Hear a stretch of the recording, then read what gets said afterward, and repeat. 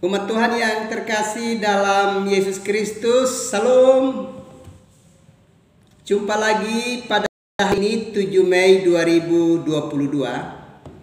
Dan dari Pastori 4 Jemaat Koinonia, saya menyampaikan salam damai sejahtera untuk umat Tuhan sekalian.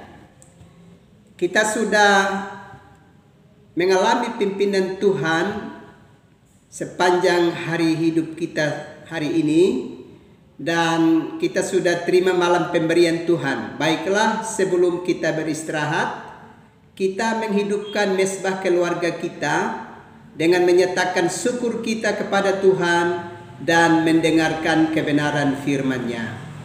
Karena itu, mari kita berdoa. Tuhan Yesus, kami sungguh membutuhkan firman-Mu di dalam hidup kami. Karena itu, berkenan Tuhan memberkati kami malam ini di saat kami membaca dan merenungkan sabda-Mu. Demi Yesus Kristus yang adalah firman yang hidup itu, kami berdoa. Amin. Umat Tuhan yang terkasih di dalam Yesus Kristus, kita membaca kebenaran firman Allah yang terbaca di dalam kitab Habakuk pasalnya yang ketiga, ayatnya yang ke-18 dan ayatnya yang ke-19. Namun aku akan bersorak-sorak di dalam Tuhan, beria-ria di dalam Allah yang menyelamatkan aku. Allah Tuhanku itu kekuatanku. Ia membuat kakiku seperti kaki rusa. Ia membiarkan aku berjejak di bukit-bukitku. Umat Tuhan yang terkasih di dalam Yesus Kristus, kita mesti menyadari bahwa pada keadaan tertentu kita perlu belajar dari orang lain yang ada di sekitar kita. Kita perlu belajar dari cara hidup, kehidupan orang lain, supaya bisa menolong kita untuk bisa bereaksi terhadap berbagai kenyataan yang kita hadapi di dalam hidup ini. Malam ini kita bisa belajar dari satu pribadi yang bernama Habakuk. Kalau kita perhatikan bagian kitab suci ini, pada zaman Habakuk, sesungguhnya kerajaan Yehuda itu sedang mengalami masa sulit di dalam kehidupan mereka. Pada satu pihak mereka mendapatkan ancaman yang berat dengan kekuatan yang begitu luar biasa yang dapat menghancurkan kehidupan mereka yang hadir melalui bangsa Babel. Dan pada zaman Nabi Habakuk, Babel adalah sebuah kerajaan terkuat yang sulit terkalahkan oleh bangsa-bangsa di sekitarnya. Dan bangsa yang dikenal sebagai bangsa yang terkuat pada zaman itu sedang menyerang kehidupan kerajaan Yehuda. Dan ini pasti akan berdampak buruk bagi kehidupan kerajaan Yehuda. Mereka tidak mungkin dalam kekuatan mereka berhadapan dengan bangsa yang begitu kuat yang menyerang kehidupan mereka. Itu tantangan pertama yang sedang dialami oleh kerajaan Yehuda, dan Habakuk sebagai pribadi yang menyaksikan keadaan itu. Tantangan yang kedua yang dialami oleh kerajaan Yehuda adalah bahwa usaha-usaha mereka dalam dunia pertanian dan juga dunia peternakan itu tidak lagi dapat menjamin kelanjutan hidup dari kehidupan umat Tuhan saat itu. Kalau kita perhatikan kitab Habakuk pada ayatnya yang ke-17 dengan jelas dikatakan, sekalipun pohon ara tidak berbunga, pohon anggur tidak berbuah, hasil pohon zaitun mengecewakan, sekalipun ladang-ladang tidak menghasilkan bahan makanan, kambing domba terhalau dari kurungan, dan tidak ada lembu sapi dalam kandang. Ya. Ini adalah gambaran tentang kesulitan di wilayah kehidupan Habakuk pada waktu itu, di wilayah kerajaan Yehuda. Jadi pada satu pihak mereka mengalami tantangan yang begitu hebat dan sangat berat yang didatangkan oleh bangsa Babel. Tapi serentak dengan itu mereka mesti berhadapan dengan kesulitan di negeri mereka sendiri. Sehubungan dengan hasil pertanian, hasil perkebunan, hasil peternakan yang tidak lagi dapat menjamin kelanjutan hidup mereka. Itu memang masa yang serba sulit yang dihadapi oleh umat Tuhan saat itu. Tapi di sini kita belajar dari satu pribadi, yakni Habakuk. Di sini Habakuk sedang menunjukkan sebuah prinsip kehidupan yang sangat brilian, sangat luar biasa yang mesti kita teladani kehidupannya. Ia ternyata melayani Allah bukan karena ada berkat yang berkelimpahan, tetapi ia mau tetap melayani Allah karena memang Habakuk sadar bahwa dia adalah Tuhan yang berdaulat atas kehidupan umatnya. Habakuk memilih untuk tetap bersukacita di dalam Tuhan dan tetap beriman kepada Tuhan karena dia sadar benar bahwa Tuhanlah sumber kehidupan dan juru selamat atas kehidupannya dan atas bangsanya. Itulah sebabnya dia tidak mungkin melepaskan Tuhan atau menyatakan perasaan kecewa terhadap Tuhan di saat ada masa sulit yang dialami oleh dirinya atau juga dialami oleh bangsanya. Ia tahu bahwa pada saat itu kerajaan Yehuda sedang ada dalam penderitaan yang sangat berat. Baik serbuan kerajaan Babel maupun hasil perkebunan, hasil pertanian, hasil peternakan yang mengecewakan. Tapi Habakuk yakin sepenuhnya kepada Tuhan bahwa kemenangan seorang anak manusia itu terletak pada imannya yang kuat kepada Allah, bukan pada materi yang kasat mata yang memperlengkapi kehidupannya. Di sini Habakuk sedang menunjukkan sebuah gambaran hidup dari setiap orang beriman.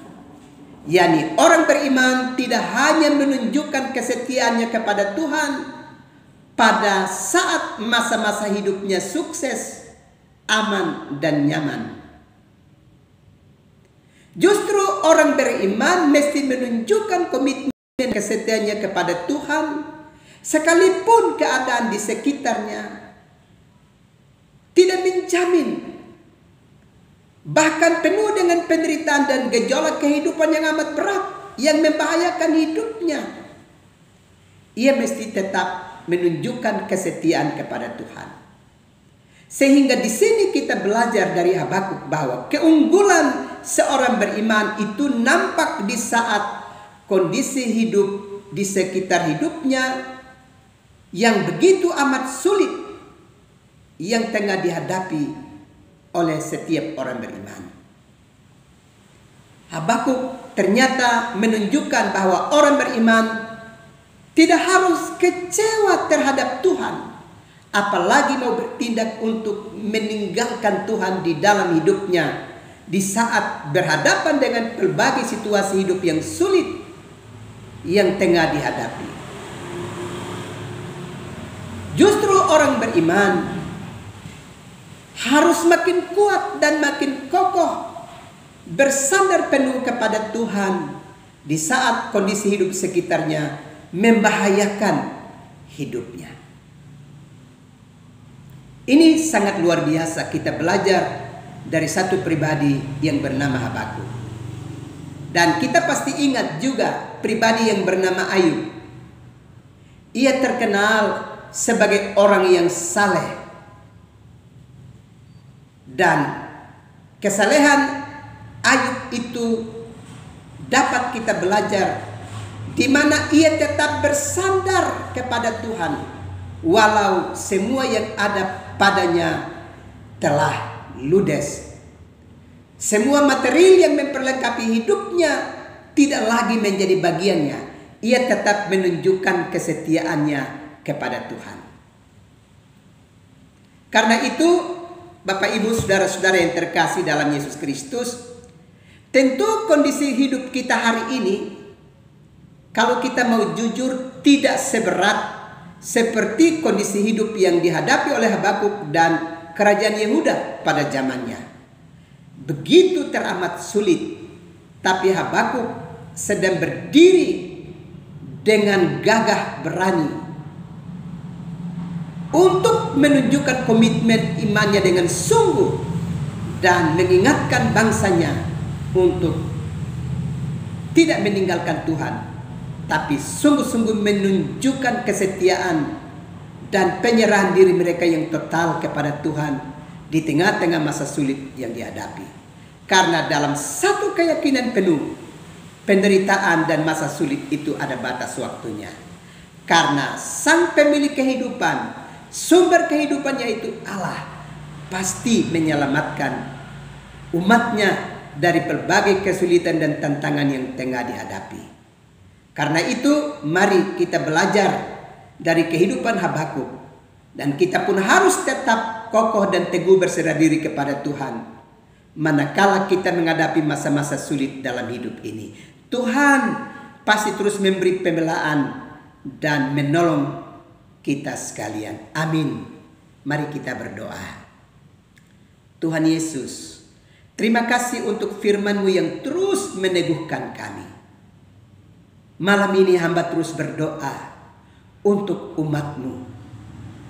Mereka yang tengah ada dalam pergumulan sakit, baik itu ada di rumah-rumah tangga mereka, maupun mereka sedang bergumul di rumah-rumah sakit, baik di rumah-rumah sakit di Kota Kupang ini, maupun rumah-rumah sakit yang ada di Surabaya, Jakarta, Bandung, Denpasar, dan di mana saja. Umat-Mu sedang berjuang untuk mendapatkan pemulihan melalui pelayanan medis. Malam ini hamba terus berdoa, kiranya Allah berkenan memakai para medis dengan begitu luar biasa dan dahsyat untuk memerangi derita yang dialami oleh umat-Mu. Biarlah mereka mendapatkan pengasihan dan lawatan dari Tuhan, dan kiranya di dalam jamaah Tuhan mereka boleh mengalami kesembuhan ya Bapa. Demikian juga umat-Mu yang tengah mengalami berbagai-bagai masa sulit dalam hidup mereka, baik kesulitan ekonomi keluarga ataupun berbagai sukar sulit lainnya yang tengah dihadapi oleh umat-Mu. Malam ini hamba terus berdoa, kiranya kekuatan iman percaya terus Tuhan berikan bagi kehidupan umat-Mu untuk tetap berserah diri kepada Tuhan di tengah masa-masa sulit. Dan kami terus dan tetap percaya bahwa pada waktunya Tuhan pasti akan menolong umat-Mu untuk mengalami kelegaan. Terima kasih Bapa. Karena itu hamba mau berdoa untuk umat-Mu, mulai dari anak-anak kecil sampai para orang tua yang sudah putih rambut. Biarlah Allah mengulurkan tangan-Mu dan memberkati umat-Mu sekalian. Biarlah di dalam urapan Tuhan itu umat-Mu mengalami kekuatan, menjalani kehidupan di bumi ini. Terima kasih Bapa, bangsa dan negara kami dengan segala kondisi kehidupan yang susah dan sulit sekarang ini. Kami mau berdoa, selamatkan pemerintah kami dan selamatkan kami sebagai rakyat Indonesia yang hidup di rumah bersama Indonesia ini. Tolong kami untuk kami menghormati pemerintah kami dan kami saling menghormati seorang dengan yang lainnya dan berjuang bersama untuk menciptakan suasana damai demi kehidupan bersama di rumah bersama kami Indonesia, khususnya di provinsi kami Nusa Tenggara Timur dan lebih khusus lagi di Kota Kasih, Kota Kupang ini. Terima kasih Tuhan. Malam sudah menjadi bagian buat kami. Biarlah Tuhan menolong dan memberkati kami sekalian. Dan hamba berdoa untuk para pekerja gerejamu, para pelaku pelayanan dalam gerejamu, para pendeta majelis jemaat yang akan berdiri atas namamu untuk melayani umat Tuhan pada ibadah utama minggu pada besok. Allah berkenan beri urapan khusus kepada para pelaku pelayanan supaya besok mereka dapat mengangkat pelayanan dalam tuntunan Roh Kudus di setiap pelayanan besok ya Tuhan. Terima kasih. Juga umat-Mu Tuhan boleh bawa mereka untuk ada dalam rumah Tuhan untuk ambil bagian. Supaya di rumah Tuhan mereka mempercayakan diri mereka kepadamu dan mendengarkan warta keselamatan. Terima kasih Bapa. Memberkati kami dalam pemberingan malam ini. Demi Kristus kami berdoa. Amin. Umat Tuhan yang terkasih dalam Yesus Kristus. Besok adalah hari Minggu. Kiranya umat Tuhan bergegas untuk ambil bagian. Untuk menyerahkan hidupmu sungguh-sungguh kepada Tuhan dan mendengarkan warta keselamatan yang disampaikan melalui pemberitaan firman di mimbar-mimbar gereja pada hari esok. Dan karena itu selamat menghidupkan mesbah keluarga malam ini untuk mendapatkan kekuatan supaya besok bisa ambil bagian di dalam rumah Tuhan. Tuhan pasti menolong dan memberkati umat Tuhan sekalian. Salam.